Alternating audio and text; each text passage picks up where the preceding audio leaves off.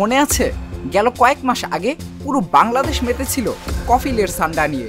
আরবি ভাষার শব্দ কফিল, যার মানে হলো অভিভাবক বা সোজা বাংলায় বললে কর্মক্ষেত্রের মালিক।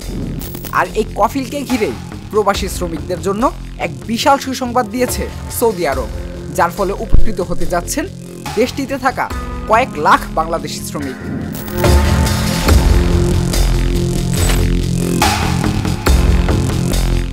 সৌদি সরকার অবশেষে বাতিল করেছে দীর্ঘদিনের কাফালা ব্যবস্থা। কাফালা ব্যবস্থাকে অনেকে আধুনিক দাসত্বের সাথে তুলনা করতেন। কাফালা ছিল মূলত একটি চুক্তিভিত্তিক পৃষ্ঠপোষকতা বা স্পন্সরশিপ ব্যবস্থা। এর অধীনে কোনো বিদেশি শ্রমিকের কাজ ও বসবাস নির্ভর করত তার স্থানীয় নিয়োগকর্তা বা স্পন্সরের উপর। অর্থাৎ স্পন্সর তাকে যেখানে যে কাজের অনুমতি দিত, শ্রমিক শুধু সেখানেই কাজ করতে পারতেন। এর ফলে শ্রমিকের ভিসা, সেই দেশে তার বসবাসের অধিকার এবং প্রায় কাজ পরিবর্তন বা দেশ থেকে বের হওয়ার ক্ষমতাও থাকত কফিলদের হাতেই।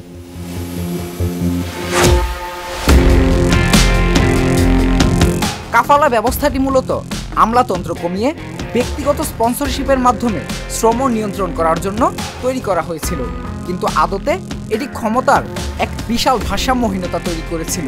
বিপুল ক্ষমতা পেয়ে কফিলেরা প্রায়ই শ্রমিকদের পাসপোর্ট জব্দ করে রাখতেন, মজুরি আটকে রাখতেন বা দেশ থেকে বের করে দেওয়ার হুমকিও দিতে পারতেন। আর কফিলদের এসব স্বেচ্ছাচারিতার বিরুদ্ধে শ্রমিকদের চ্যালেঞ্জ করার কার্যত কোনো আইনি সুযোগও ছিল না।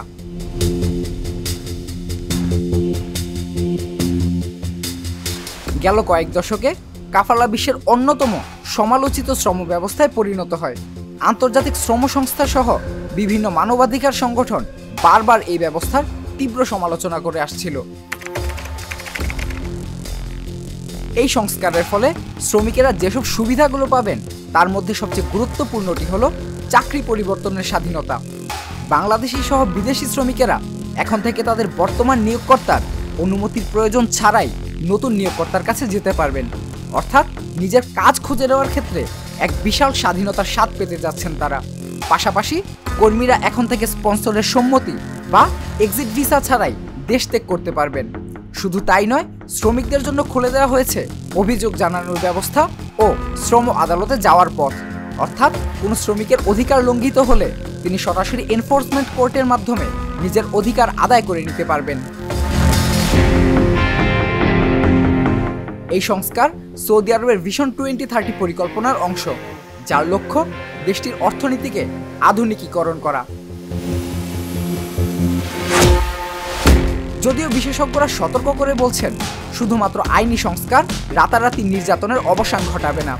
তবে দীর্ঘদিন পর এমন সংস্কার শ্রমিকদের অধিকার নিশ্চিতে নিঃসন্দেহে এক গুরুত্বপূর্ণ পদক্ষেপ। নীল দাস, জাগো নিউজ। দুধার চকলেটে একাকার হয়ে ওঠা প্রাণ লেয়ার সম্পর্কের মিষ্টি ম্যাজিক।